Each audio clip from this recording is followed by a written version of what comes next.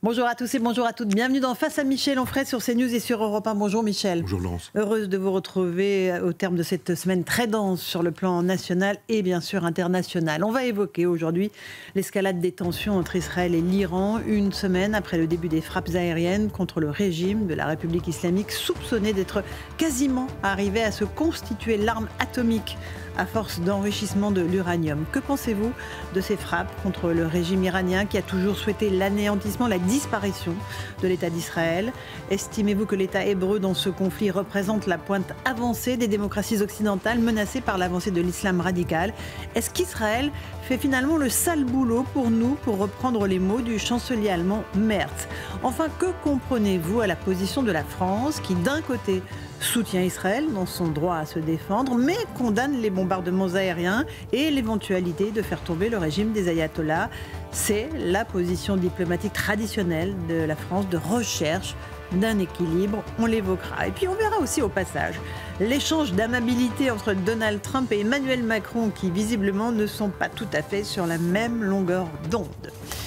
En France, l'échec des partenaires sociaux à s'entendre lors du conclave sur les retraites. Le Premier ministre leur a donné encore un peu de temps, jusqu'au 23 juin, pour tenter de se mettre d'accord. Sinon, c'est bien la réforme qui prévoit le départ à 64 ans qui sera appliquée. Que penser d'une société qui se focalise sur l'âge de la retraite plutôt que sur sa jeunesse?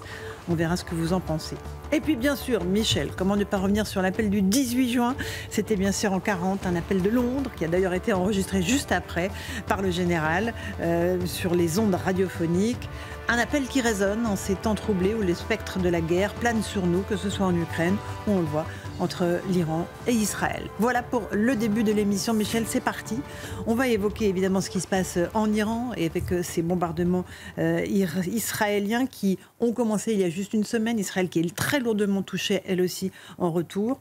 On écoute d'abord celui qui se fait appeler le guide suprême de l'Iran, l'ayatollah Khamenei, le successeur de Khomeini, que la France a accueilli, dorloté pendant les années 70 avant de le ramener en Iran. Écoutez, lui, il dit que son pays ne se rendra jamais. L'Iran ne se laissera imposer aucune capitulation de la part de qui que ce soit. Si les États-Unis interviennent sur ce terrain, en particulier par le biais d'une intervention militaire, les dommages qu'ils subiront seront sans aucun doute irréparables. Le régime iranien, Michel Onfray, c'est une théocratie, la pire des théocraties. Oui, bien sûr. C'est pour ça que je suis très étonné que Jean-Luc Mélenchon, qui fut jadis, qu'il l'est peut-être encore aujourd'hui, mais franc-maçon, qui défend la Révolution française en permanence, et le pire de la Révolution française, c'est-à-dire le tribunal révolutionnaire, la guillotine, 1793, etc. Cet homme qui donc disait qu'il fallait en finir avec la théocratie catholique chrétienne. Il faut décapiter le roi. Quand on décapite le roi, c'est la royauté qu'on décapite. C'est aussi Dieu qu'on assassine. En 92, et voir cet individu qui lui dit en permanence que la démocratie c'est beaucoup mieux que la théocratie, nous dire que la théocratie aujourd'hui c'est beaucoup mieux que la démocratie. On parlera de Jean-Luc Mélenchon tout à l'heure, oui. Effectivement, on l'écoutera. Il y a une espèce de changement de pied qui est assez incroyable. Oui, guide suprême, c'est tout à fait dans l'esprit. Vous savez, c'était un peu ça aussi quand il y avait la théocratie, c'est-à-dire vous avez sur terre un homme qui est le roi, et parce que au ciel vous avez un homme, enfin pas un homme, vous avez Dieu, vous avez une présence, et puis voilà. La cité de Dieu de Saint Augustin, c'est ça, cité de Dieu, cité des hommes, ce qui est au ciel. On a Dieu, les anges, les archanges, etc. Puis le peuple.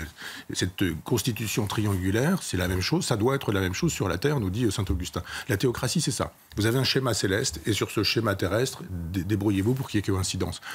Guide suprême, bah évidemment, le guide suprême, c'est l'équivalent de Dieu sur terre, de leur Dieu sur terre. Alors Dieu, c'est pas Mahomet. Mahomet est le prophète de Dieu. Donc c'est tout à fait normal qu'il soit dans cette logique. D'abord qu'on le dénomme guide suprême, mais c'est aussi entrer dans la logique des musulmans. C'est aussi normal qu'ils disent assez probablement il y aura ceci, mais assez probablement ou qu'est-ce que ça veut dire? Ça veut rien dire. En langage diplomatique, on voit bien que il ne sait pas du tout ce qu'il est susceptible de faire ou capable de faire. Israël a fait une opération militaire assez extraordinaire. Alors bon, ratage total avec le 7 octobre qui n'a pas été prévu. Terrible. Mais pour le reste, que ce soit les beepers qui explosent, que ce soit cette façon d'anéantir toute riposte militaire possible avant d'envoyer les avions. Parce que moi, quand j'ai entendu ça, je me suis dit, mais pas de perte dans la chasse israélienne, que s'est-il passé?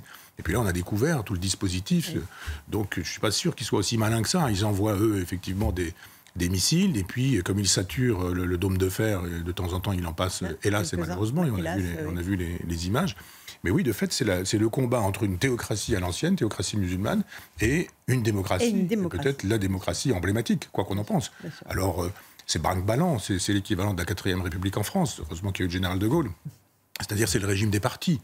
Le plus petit des partis, c'est ça.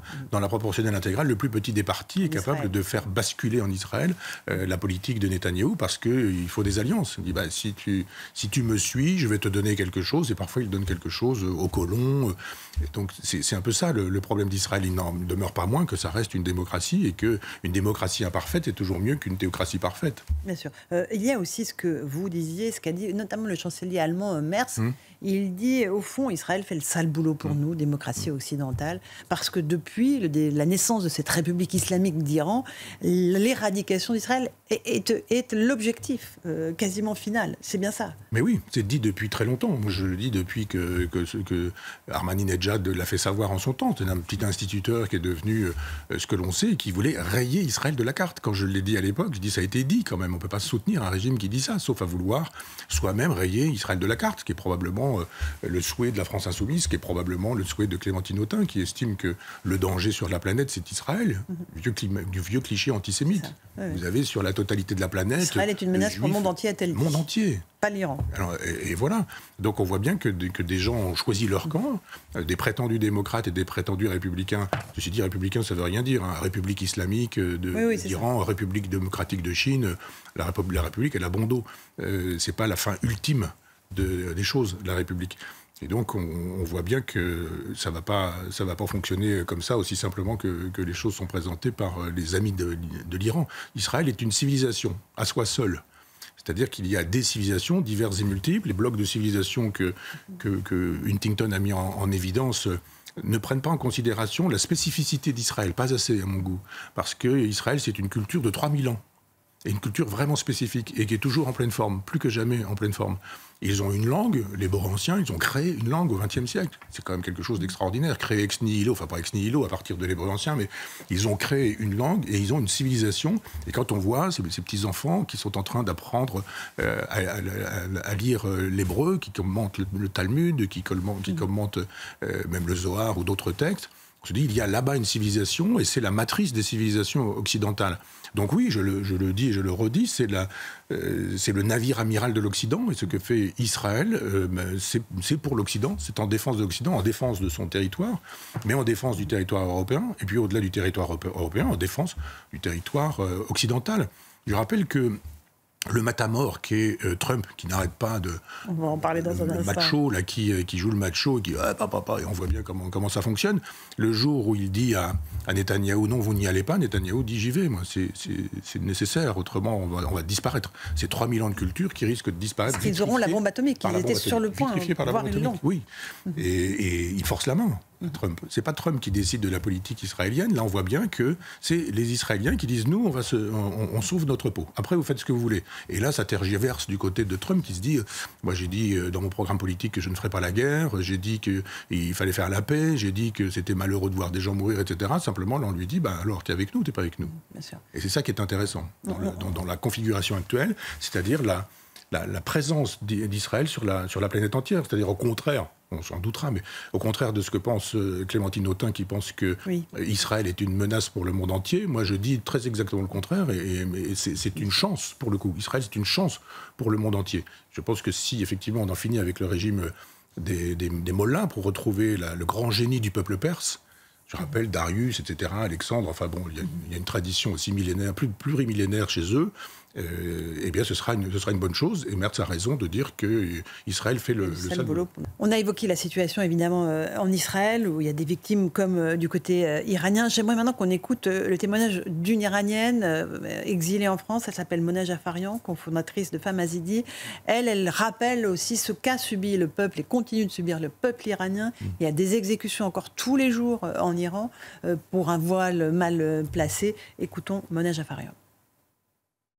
dès la première minute des frappes, on a compris que le but, c'était le changement et la chute de ce régime, parce qu'Israël a frappé tous les organes de répression, de renseignement, de torture. Ils ont frappé les plus grosses têtes des gardiens qui sont responsables de la mort de dizaines de milliers d'Iraniens.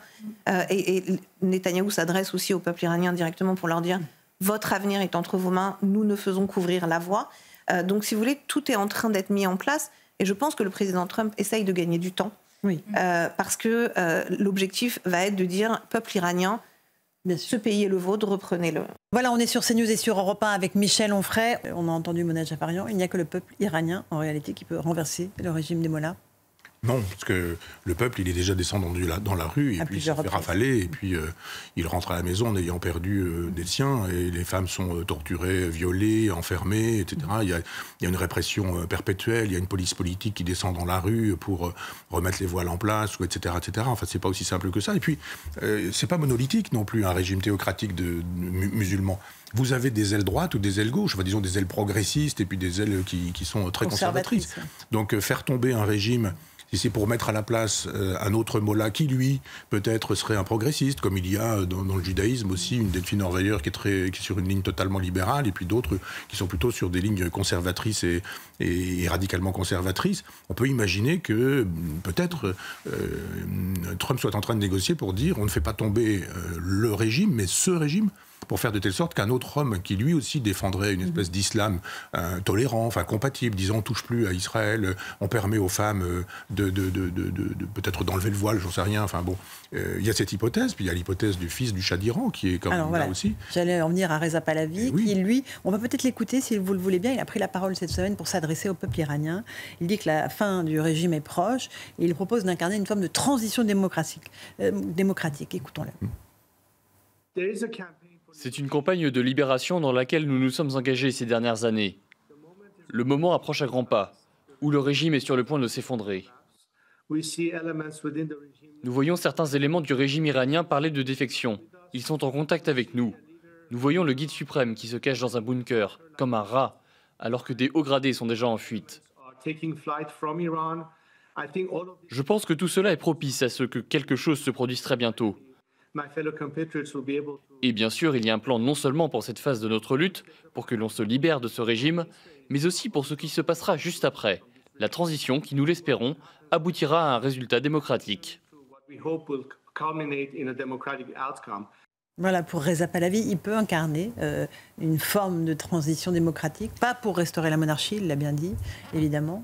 Oui, mais pourquoi pas, hein. Peut-être amener le peuple à voter à un référendum, une élection. Je comprends qu'il soit prudent sur ce terrain-là, mais en même temps, une monarchie constitutionnelle, ça a été une occasion de réflexion pendant le début de la Révolution française, avant la décapitation du roi, avant la fuite à Varennes.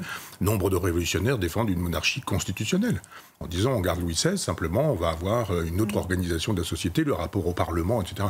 Moi, j'ai pas la haine de la monarchie, j'ai pas la haine de la royauté. Ça dépend de ce qu'on en fait. D'ailleurs, Rousseau disait dans le contrat social qu'une monarchie peut être républicaine si tant est qu'elle ait le sens de l'intérêt général. C'est le cas du prince héritier. Et il est occidentaliste, on le sait. Sa vie en exil témoigne pour lui. Il vit à Paris, je crois. Aux États-Unis en grande partie aussi. Et donc, c'est quelqu'un qui sait ce qu'est le pouvoir. Il ne va sûrement pas arriver en disant je restaure une espèce d'empire, tel que son père le souhaitait. Mais pourquoi pas, en même temps. Si c'est un empire démocratique, si c'est un empire dans lequel les femmes peuvent être dévoilées, si elles peuvent vivre librement, si les homosexuels peuvent faire des gay pride dans les rues de Téhéran, si on a la possibilité d'avoir des partis divers et multiples, des presses diverses et multiples, tout ça est formidable. Moi, d'abord, physiquement, il est très impressionnant, il ressemble à son père. Et il y a cette espèce de génie des Perses incarné dans cet homme qui est là et qui dit, bon, on peut faire une transition démocratique. C'est pas du tout on tue Saddam Hussein et puis on verra bien ce qui se passe après. Parce qu'après Saddam Hussein, c'était un régime laïque, je rappelle, que les Bachar el-Assad, les Kadhafi, etc., c'était tous des régimes laïques. Alors, c'était pas terrible, hein, entendons-nous bien, mais quand on n'a plus des laïcs mais des religieux, c'est guère mieux. C'est une litote que de le dire. Donc oui, il y a un plan B. Il y a au moins un plan B. Et j'ose espérer que les Américains et les États-Unis, les Israéliens, Netanyahou et Trump, pour le dire très précisément, sont en relation avec lui pour imaginer à quoi pourrait ressembler une transition, mais la transition, vous savez, quand elle se fait avec des gens qui ont décidé de tirer dans le tas, et de ne faire que de tirer dans le tas, c'est difficile.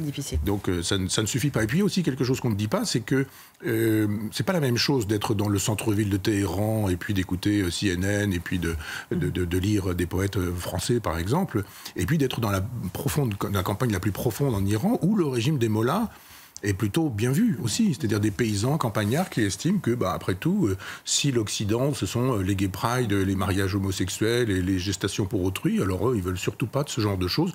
Les mollahs les en garantissent et ils soutiennent plutôt le régime. Et puis vous avez un régime tellement policier que il est infiltré dans toutes les strates de la société. La police politique théocratique et musulmane est présente partout et c'est difficile de faire tomber un régime comme ça. Il y a eu Hitler qui incarne donc c'était facile en finissant avec Hitler. Ça a été beaucoup plus difficile avec le régime soviétique, parce qu'il a fallu du temps, il a fallu Gorbatchev, puis ça a fini par s'effondrer, soit comme ça. Brutalement, les États-Unis savent faire. Je rappelle que quand ils faisaient ça pour installer des dictatures militaires anticommunistes, avec Pinochet au Chili, etc., ils étaient très doués pour faire ce genre de choses. Alors, ils peuvent le faire un peu plus subtilement. Si tant est qu'ils parviennent à instaurer une république, au vrai sens du terme, c'est-à-dire une démocratie, on dira plutôt, en lieu et place d'une théocratie, ce sera formidable. Michel Onfray, on va aussi évoquer les bisbilles. Si vous permettez, ce sera formidable pour Israël, mais pour l'Occident tout entier et pour la France également. C'est pourquoi le chancelier a bien raison de dire que les Israéliens font le sale boulot pour nous. Alors justement, je voulais évoquer les bisbilles entre Donald Trump et Emmanuel Macron. Ça s'est déroulé en marge du sommet du G7 qui se déroulait au Canada. Donald Trump l'a quitté précipitamment parce qu'évidemment, il y avait des décisions importantes à prendre.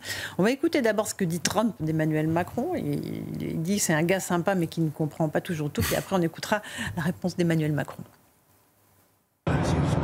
On ne cherche pas un cessez-le-feu. Je n'ai pas dit qu'on cherchait un cessez-le-feu. Ça, c'était Emmanuel, un gars sympa. Mais il n'a pas souvent raison. En vérité, on cherche plus qu'un cessez-le-feu.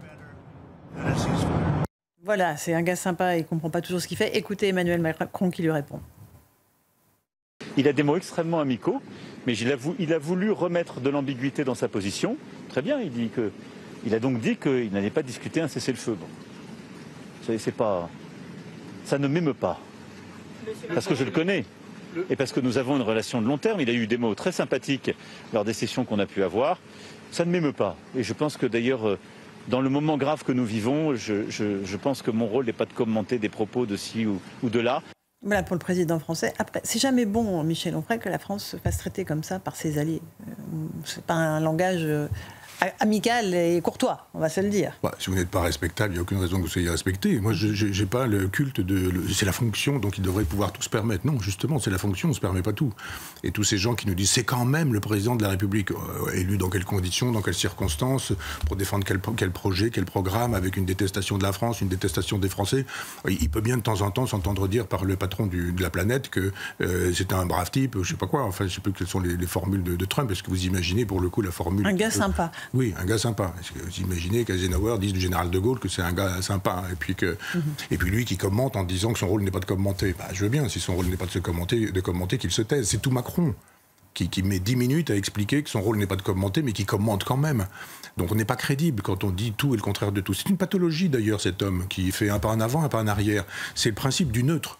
Chacun a bien compris que si vous faites un pas en avant, un pas en arrière, vous n'avez pas bougé. Cet homme qui a écrit un livre qui s'appelle Révolution, c'est l'homme du statisme et du neutre. N'en bouge pas. Il a tout dit, le contraire de tout, sur tout, en permanence. Donc je comprends que Trump ait pu avoir ces mots-là, et ça me paraît plutôt des mots sympathiques. Bon, on va juste écouter Emmanuel Macron alors sur la position française dans ce conflit. Parce que dans un premier temps, il a dit on soutient Israël, son droit à exister. Et après, il a nuancé la position de la France, qui est la position classique de la diplomatie française, qui cherche de trouver l'équilibre au Proche-Orient. Écoutez-le. La France a une position constante, d'ailleurs, à travers les années. Et cette position, c'est celle que j'exprime depuis octobre 2023. Nous sommes attentifs à la sécurité d'Israël.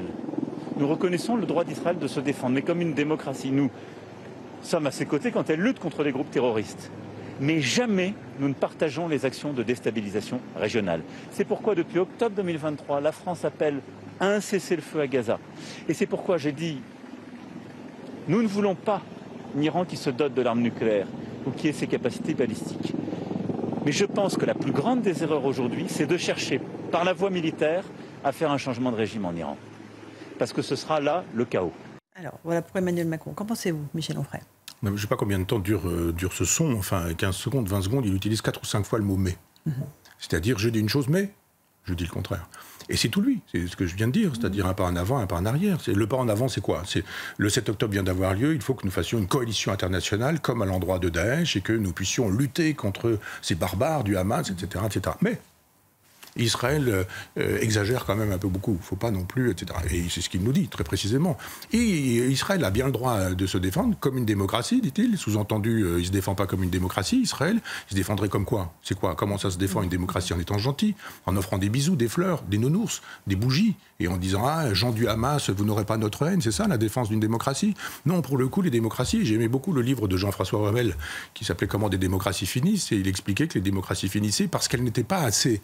je ne veux pas dire autoritaire, mais enfin, disons-le, si quand même autoritaire. Elles ne manifestaient pas assez leur autorité démocratique.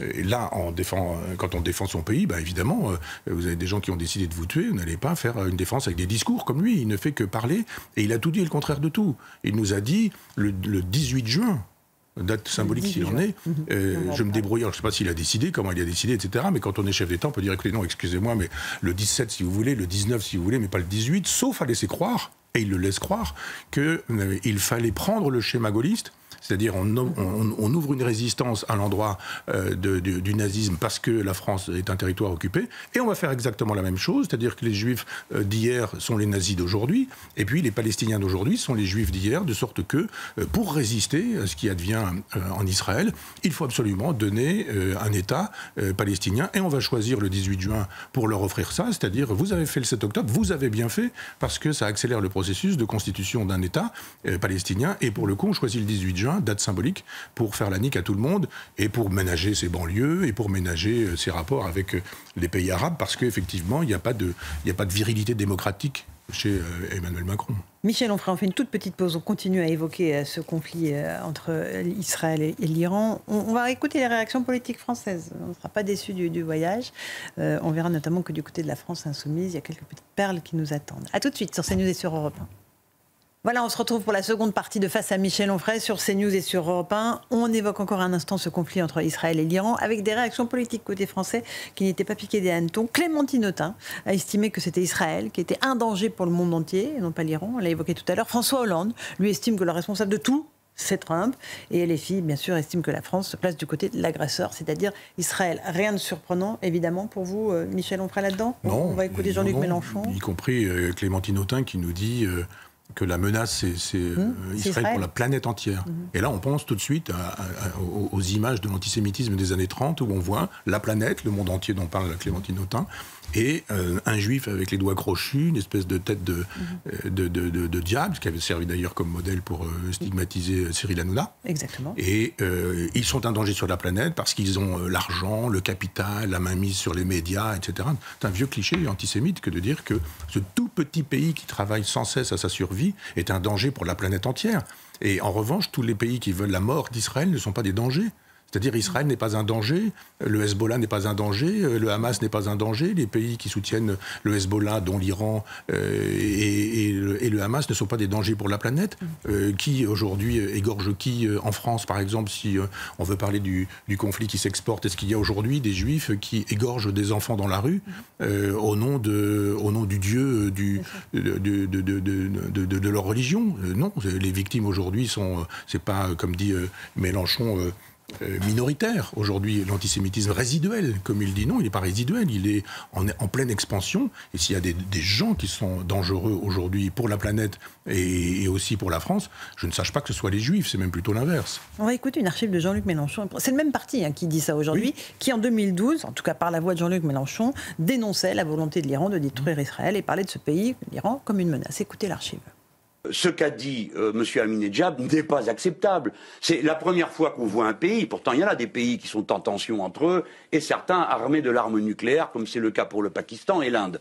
Mais à aucun moment le Pakistan ou l'Inde ne se sont armés en disant j'ai l'intention de détruire mon voisin. Là, c'est la première fois qu'on voit un pays dire si on a une bombe, on ira taper sur Israël. Ça, personne ne peut accepter une chose pareille que sur le plan international, quelqu'un décide qu'il va détruire et à coup de bombe atomique son voisin. Qui plus est, comme nous sommes dans le sens du vent, ça serait pas une bonne nouvelle pour nous. Donc, le régime iranien pose une question importante à la civilisation humaine. Moi, j'ai pas peur de le dire. Hein. Un régime théocratique est toujours un danger pour le reste de l'humanité. Partout où l'on met des religieux au pouvoir, il faut s'attendre à des abominations. Eh bien, voici que l'Iran confirme que c'est abominable de mettre des religieux au pouvoir. Vous voyez pourquoi il faut se méfier de n'en jamais laisser arriver. Alors, il a répondu dans la semaine, parce qu'il a vu que les télévisions ressortaient cet extrait-là. Écoutez ce qu'il a dit, je vous passe la parole, Michel Onfray. Est-ce que nous avons quelque chose à dire à propos du gouvernement de l'Iran? Mais d'abord, de quel droit on nous pose la question? Parce que nous, et en tout cas ceux d'entre nous, peut-être pas tout le monde, mais ceux d'entre nous qui avaient apporté la parole collective, il n'y a jamais eu la moindre ambiguïté sur le sujet. Et pour ça, je vous disais il y a un instant, moi je remercie le Canard enchaîné, CNews, tiens c'est curieux, c'est la même source. D'avoir rappelé mes positions en 2012. Voilà, voilà les propos de Jean-Luc Mélenchon. Qu'est-ce que ça vous inspire, Michel Onfray? Mais de quel droit me posez-vous cette question? Mais oui, c'est ça. Pourquoi est-ce que j'ose vous poser des questions? C'est quand même enfin sidérant que ce type nous dise... Mais c'est la République, c'est lui, vous savez. De quel droit peut-on me poser cette question? C'est-à-dire c'est lui qui choisit les questions qu'on lui pose, et si on lui pose des questions, il ne fait même pas les réponses non plus, parce que dans cet extrait, il ne répond pas. Non, il ne répond pas. Il a l'art d'esquiver. Évidemment, comment est-ce que vous pouvez dire que vous avez dit une chose et vous dites très exactement son contraire? C'est pas juste sur les bords, en affinant, ou je ne sais quoi, en disant j'ai dit ça, mais j'ai précisé, il s'est passé des choses différentes, etc. Oui, il s'est passé des choses différentes. Il s'est passé que aujourd'hui, il a pris 10 ans et qu'il se dit si je veux être président de la République, il faut que je me dépêche. Et il est en train d'aller chercher ses voix du côté des amis des frères musulmans, du côté des musulmans, plus ou moins modérés, des gens qui peut-être peuvent financer, j'en sais rien, mais je sais qu'il y a de l'argent qui circule, que le Qatar peut donner de l'argent, que l'Iran peut donner de l'argent, et que l'Arabie Saoudite peut en donner aussi. Enfin bon, ça sert toujours d'avoir de l'argent quand on ne fait que de la politique, et que son métier, c'est de faire de la politique. Donc à un moment donné, on a des conseillers qui vous disent la stratégie, c'est d'être le général de Gaulle et Jaurès en même temps. Discours de Marseille, et on y va, drapeau rouge, drapeau bleu, blanc, rouge partout, puis etc. Et puis à un moment donné où vous vous dites, ça va marcher, on n'a pas eu assez de gens, on n'était pas très loin de... On va parier sur la rue, sur les banlieues. Naël devient le prototype du prolétariat ancien, et c'est le bras armé de la révolution prolétarienne. Et puis on dit le contraire. Voilà. C'est-à-dire que c'est pas un homme de conviction, c'est un homme d'intérêt. Il avait ces convictions-là, il a changé de conviction parce que maintenant il se dit bon, j'ai perdu mon temps, j'ai failli être président de la République. Et toute la presse a dit il a failli l'être, il s'en est fallu de peu. Il était troisième. Oui, mais... le 4e aux Jeux Olympiques, il a failli de peu se trouver sur la 3e marche, mais il ne s'y trouve pas. Et quand la presse nous a dit ne lui manquait que, oui, mais enfin il lui manquait, c'est ce qui fait toute la différence entre celui qui est après et puis le dernier, je rappelle. Et le dernier, c'est pas le premier. C'est pas forcément comme ça que ça fonctionne.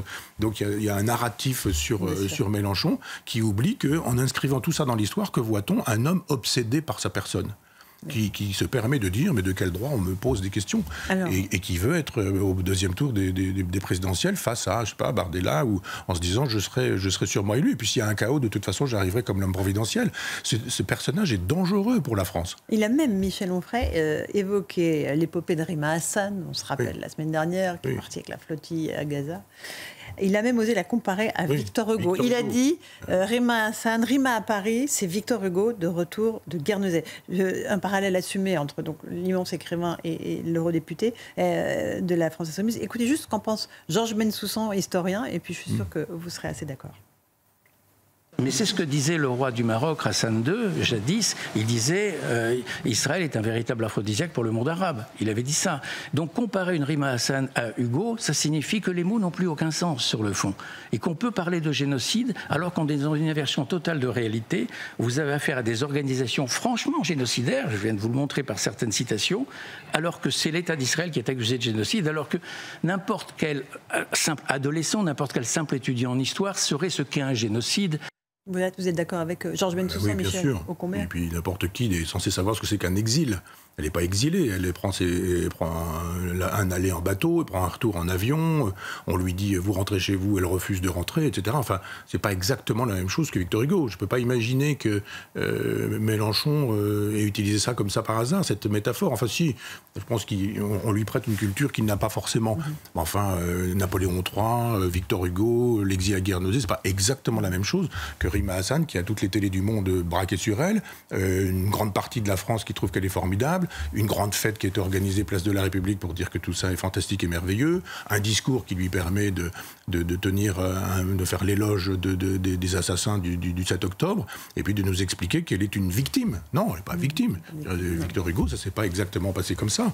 Et puis il y avait chez Victor Hugo une dimension intellectuelle, culturelle, il y avait des textes contre Napoléon III, enfin une épaisseur intellectuelle qu'il n'y a pas chez Rima Hassan. Enfin, comparaison n'est pas raison. Mais cette façon, de toute façon, d'en appeler tout le temps au général de Gaulle, à Victor Hugo, à Adolf Hitler, évidemment, on ne peut plus faire de l'histoire quand on a des gens qui, prétendument cultivés, comme la presse se plaît à le dire, comme Mélenchon, confondent tout et n'importe quoi. Puis en même temps, quand on leur pose des questions, dit de quel droit me pose-t-on des questions, et d'une part, et d'autre part, je n'y répondrai pas. Évidemment, il serait obligé d'avouer le fin fond de sa pensée, qui est d'être un opportuniste total, que le pouvoir intéresse, que le pouvoir intéresse, que le pouvoir intéresse, que le pouvoir intéresse, et qu'il n'est intéressé que par le pouvoir. Allez.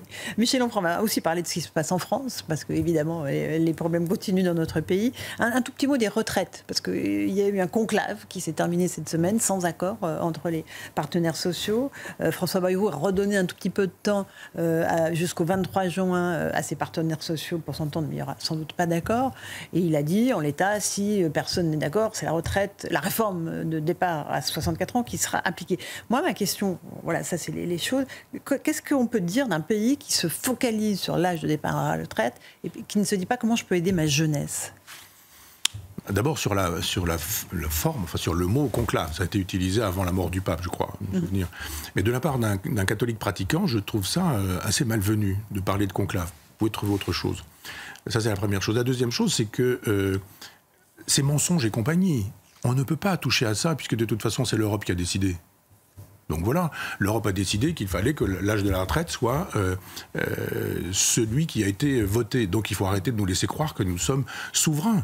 C'est-à-dire que la gauche, quand elle était au pouvoir, elle faisait exactement la même chose. Elle faisait exactement la même chose. Il y en a un qui a dit on va baisser l'âge de la retraite, enfin on va le reculer, ça va être 60 ans. C'est Mitterrand, ça n'a pas duré longtemps. Et après, ils ont dit bon, quand on fait un calcul comme ceci, comme cela, ça reste 60 ans. Mais si vous n'avez pas cotisé, ça ne sera pas 60, ce sera finalement 63,2 ou et demi, ou je ne sais pas quoi. Puis, et globalement, on ne peut pas faire des prétendus conclaves pour qu'une espèce d'esprit saint puisse vous illuminer et que vous puissiez en sortant dire on a trouvé quelque chose, la CGT, la CFDT, Force ouvrière, le patronat, etc. Tout le monde est d'accord pour finalement toucher à ce à quoi on ne peut pas toucher.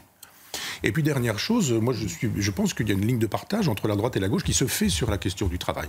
Je l'ai déjà beaucoup dit en votre présence, que la question c'est pas de se focaliser sur le temps de travail, parce que moi le travail que je fais me plaît. J'écris, je suis à mon bureau. Vous n'avez pas l'impression de travailler d'ailleurs? Non, puis je ne veux pas dire pour vous, mais je veux dire tous les gens qui font des métiers formidables, où j'ai des amis, même des amis cuisiniers, des amis artistes peintres, musiciens. Agriculteurs, ô combien? Les paysans qui disent je préfère mourir à ma charrue, mais être libre et faire le travail que je fais, etc.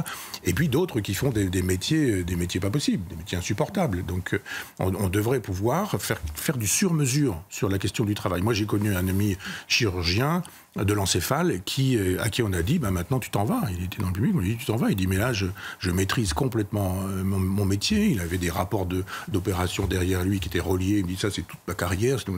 Et puis on l'a mis à la porte quelques temps après. Il a fait un AVC. Et donc on a des talents, on a des compétences et des gens qui ont envie de travailler plus longtemps. Et puis on a des talents et des compétences, et des gens qui, faisant un métier qui n'est pas terrible, et vous êtes caissière quelque part et vous avez un salaire de misère, et vous avez envie de partir le plus tôt possible, ça me paraît normal, ça me paraît sain même que des gens disent bon, je suis sous-payé, je suis exploité, mais j'aimerais travailler jusqu'à 70 ans. Donc le problème, c'est pas de savoir ce qu'on fait de notre propre jeunesse, c'est de penser le travail. Mais comme les hommes politiques ne sont obsédés que par l'accès au pouvoir et pas par la France, on devrait se dire mais si nous voulons retrouver une espèce de dynamique au travail, car il faudrait que nous retrouvions une dynamique au travail, alors que plus grand monde a envie de bosser, que les gens font tout et n'importe quoi. Si vous avez une maison à restaurer et que vous commencez à demander un machin, un bidule, un tel, vous allez voir l'état des travaux qui vous seront faits, et puis après il faut payer quand même très vite, etc. S'il y avait une révolution intellectuelle, et pas seulement sémantique, mais vraiment intellectuelle, en disant mais qu'est-ce que c'est le travail quand on est viticulteur, quand on est paysan, quand on est marin-pêcheur, quand on est dans une configuration européenne et qu'on vous demande par exemple, quand vous avez acheté un bateau et que vous vous êtes endetté, de ne pas aller pêcher pour respecter la pêche halieutique et qu'il faut être payé, que vous avez un chèque, mais les marins-pêcheurs qui ont leur dignité, ils se disent mais nous on veut pas un chèque, on veut travailler. Donc ça veut dire quoi travailler, partir à 60 ans à l'âge de la retraite quand on est marin-pêcheur, et que c'est un métier extrêmement difficile, comme jadis chez les mineurs, mais qu'il y avait la dignité du travail et que dans l'esprit de Germinal et d'Émile Zola, les gens aimaient le travail. Donc il faut une révolution intellectuelle avant de faire un pseudo-conclave. Michel Onfray, on est sur CNews et sur Europe 1. Il est l'heure de parler de l'appel du 18 juin. C'est le moment que vous attendez. C'est toujours le moment. Je le sais. Évidemment, en cette semaine si particulière, on va écouter un tout petit extrait de l'appel qui a été réenregistré le lendemain, en réalité à Londres. Et puis on va évoquer le général. L'honneur, le bon sens, l'intérêt supérieur de la patrie commande à tous les Français libres de continuer le combat là où ils seront et comme ils pourront. J'invite tous les Français qui veulent rester libres à m'écouter et à me suivre. Vive la France, libre dans l'honneur et dans l'indépendance. Voilà pour le général. Vous avez des frissons ou pas? Oui. Je ne vous l'aurais pas dit, mais comme vous me posez la question, je peux vous répondre oui. Oui, quel texte? Parler d'honneur, parler d'intérêt général, parler de la France, parler de la France libre. C'est comme ça qu'il crée l'expression, donc France libre. Il crée aussi dans ce texte magnifique le mot résistance. C'est devenu quelque chose de majeur, c'est devenu un concept politique, mais c'est devenu aussi autre chose. Et puis dans ce texte-là, qui est à lire et à relire et intégralement, mais il parle également de sa vision des choses. Il dit nous avons perdu parce que nous étions mécaniquement inférieurs. Et il dit nous gagnerons quand nous serons mécaniquement supérieurs. Il n'est pas comme Pétain à dire nous avons perdu parce que nous étions dans une espèce de décadence morale, parce que nous étions des jouisseurs, parce que le Front populaire voulait vous faire travailler moins, nous payons les 35 heures, les 40 heures, pardon, nous payons les congés payés. Enfin, il y a une lecture morale du maréchal Pétain. Lui, il fait une lecture politique, mécanique et civilisationnelle. Et il dit, il va falloir juste que vous veniez, puis après que l'Empire revienne, puis après qu'on cherche des amis, des partenaires, des alliés.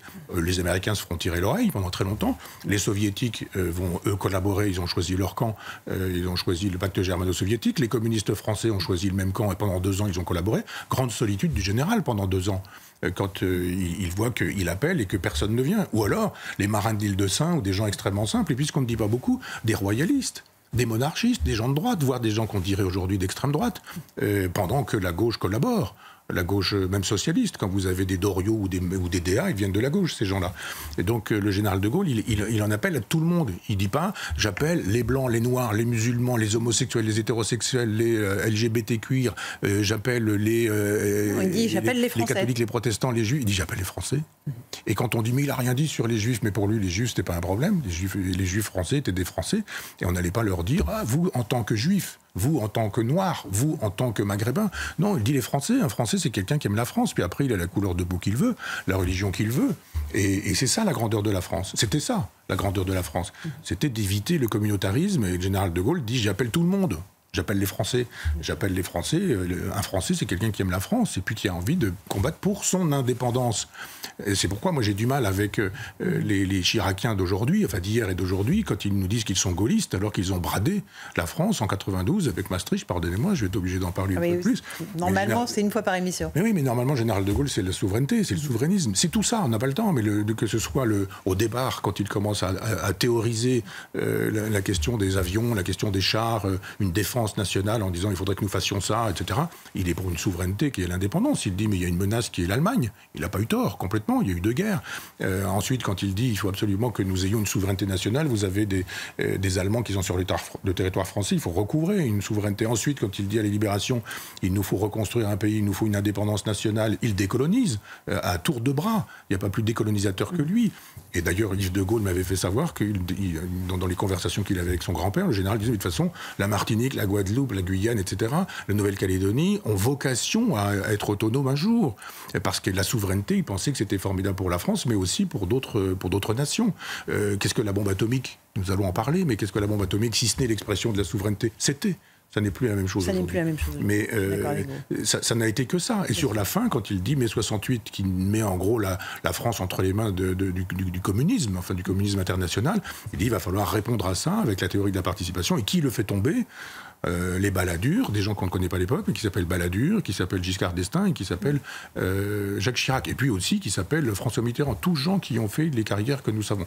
Donc le général, c'est l'homme de la souveraineté et du souverainisme. Vous avez parlé de l'arme atomique. C'est le point philo. Oui. Parce que justement, on va revenir au début de notre émission. Vous avez choisi 2 livres, Michel, de Gunther Anders. Expliquez-nous. D'abord, c'est La menace nucléaire et ensuite Considération radicale sur l'âge atomique, Hiroshima et partout. Pourquoi ces 2 livres? Alors, il y a quelques livres qui ont été écrits sur la question atomique parce qu'il est le seul à l'avoir pensé. D'abord, Gunther Anders, c'est pour moi le plus grand philosophe du XXe siècle. J'utilise pas... Enfin, de la deuxième moitié du XXe. On dira le premier, c'était Bergson, je crois. Mais 2 penseurs juifs.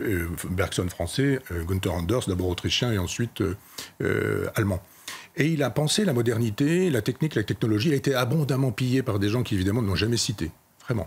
Il a écrit un livre majeur qui s'appelle L'obsolescence de l'homme. Maintenant, les gens savent ce que c'est que l'obsolescence programmée. Vous avez mais pour les objets, oui. Frigidaire, l'obsolescence programmée, c'est qu'il est fait pour durer 2 ans, pour que vous puissiez le mettre à la poubelle et en racheter un, etc. Lui dit l'homme, il y a aussi une obsolescence programmée. Et il fait des analyses extraordinaires de la télévision, de la radio, du cinéma, de la publicité, du jazz, par exemple aussi. Et de la menace nucléaire. Et de la menace nucléaire, en disant, pour la première fois, nous avons les moyens de nous supprimer nous-mêmes.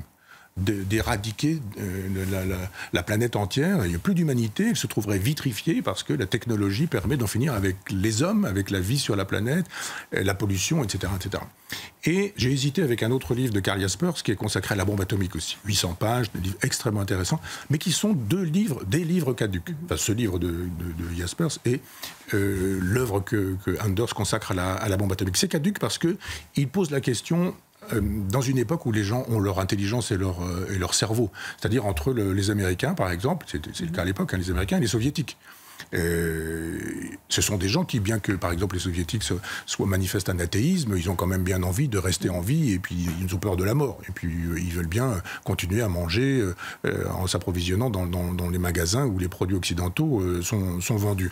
Sauf que là, aujourd'hui, quand la bombe atomique, elle est entre les mains d'un pays musulman, c'est plus du tout la même chose. Vous n'avez pas des gens qui disent « je te tiens, tu me tiens par la barbichette », défense nucléaire, le général de Gaulle disant c'est une arme dissuasive. Elle n'est pas faite pour être utilisée, elle est faite pour dire qu'on peut l'utiliser au cas où. Là, avec les Iraniens, c'est plus du tout le cas. Parce que la théorie de l'islam, c'est le viva la muerte des fascistes, c'est le vive la mort. C'est le djihad mondial. Et c'est le djihad mondial. C'est-à-dire c'est l'instrument du djihad mondial. Vous avez le petit djihad au couteau et vous avez le grand djihad avec la bombe atomique. Parce que si vous tuez l'humanité, c'est-à-dire si vous éradiquez Israël avec une bombe atomique, vous avez le paradis.